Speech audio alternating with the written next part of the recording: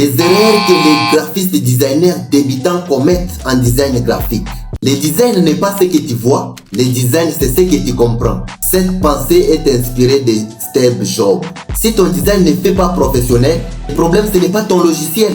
Ce n'est pas Adobe Photoshop, ce n'est pas Adobe Illustrator, ce n'est pas Canva, ce n'est pas Adobe X2. Mais c'est un problème de principe à ce niveau. Aujourd'hui, on parle la vérité sur les 3 erreurs que les débutants commettent en design graphique. Et la première erreur, c'est laquelle? L'erreur numéro 1. Go! Trop de police sur les supports de communication. Le design est l'ambassadeur silencieux de votre marque. C'est ce que Paul Rand a dit. Quand tu mets 4, 5, 6 polices sur un seul support de communication, chef, en réalité ce n'est plus un design, hein?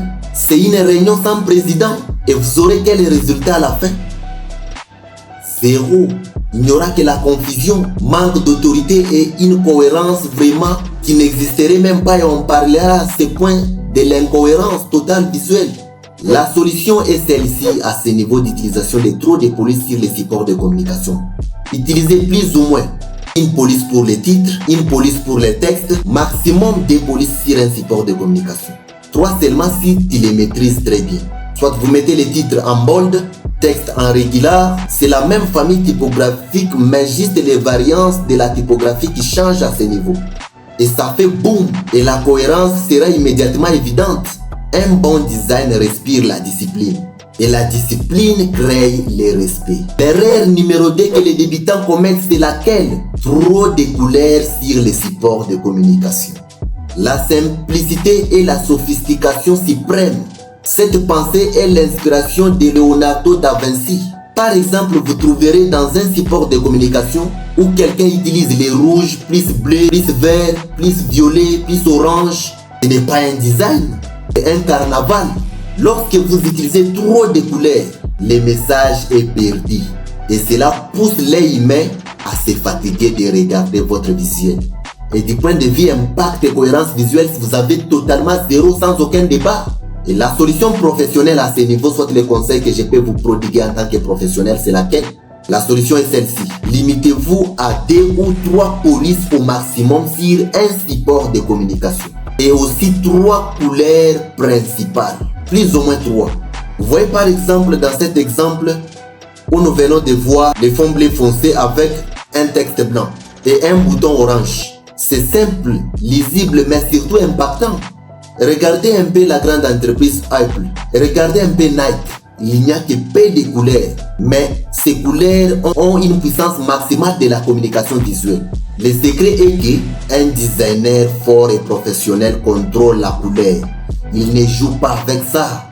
L'erreur numéro 3, c'est laquelle? Les mauvais alignements sur les supports de communication.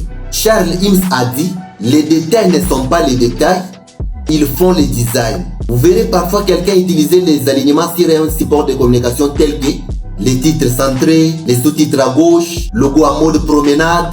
Ça donne quoi en réalité lorsque vous alignez les histoires, soit les informations, sur un support de communication de cette manière qui nous pousse à être taxés de rabat-joie à cause de nos commentaires devant les panneaux publicitaires que vous concevez.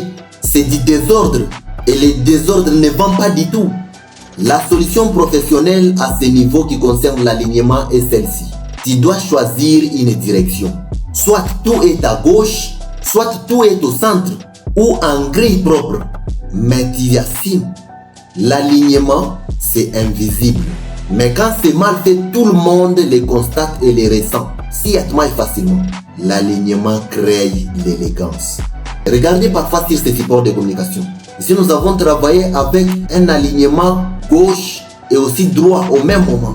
Le sujet est à droite et les informations nécessaires sont à gauche. C'est lisible, impactant et surtout efficace. Et les messages passent aussi facilement, sans aucun tabou.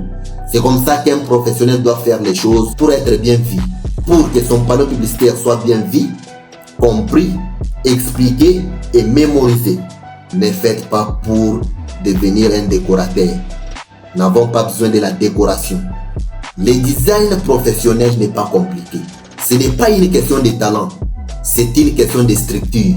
Quand tu comprends les principes, tu dois créer avec intention. Tu dois aussi communiquer avec puissance. et surtout tout en imposant les respects visuels. Ici, on ne fait pas la décoration, on construit des identités, on influence, on marque les esprits. Si tu veux passer du niveau je teste au niveau je maîtrise, abonne-toi sur JP Design. Et surtout, laissez-moi un commentaire, partagez cette vidéo et abonnez-vous massivement sur le site web de formation @Jean-Pierre Mokona Concept. Cela nous fera plaisir et nous encouragera davantage afin que nous puissions prochainement vous livrer des formations gratuites sur des sujets et des thématiques que vous pourrez parfois nous proposer en commentaire pour l'avancement de tout un chacun d'entre nous. Et surtout, je vais vous demander de décider d'aimer le design graphique avec toute sérieuxité parce que le monde respecte ceux qui maîtrisent leur art. Et nous, on ne joue pas, raison pour laquelle vous nous voyez ainsi. Alors on se retrouve prochainement.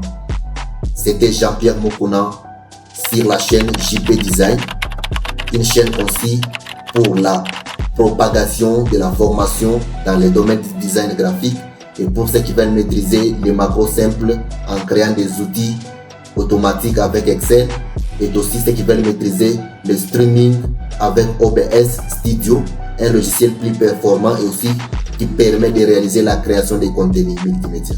On se retrouve prochainement. Bye.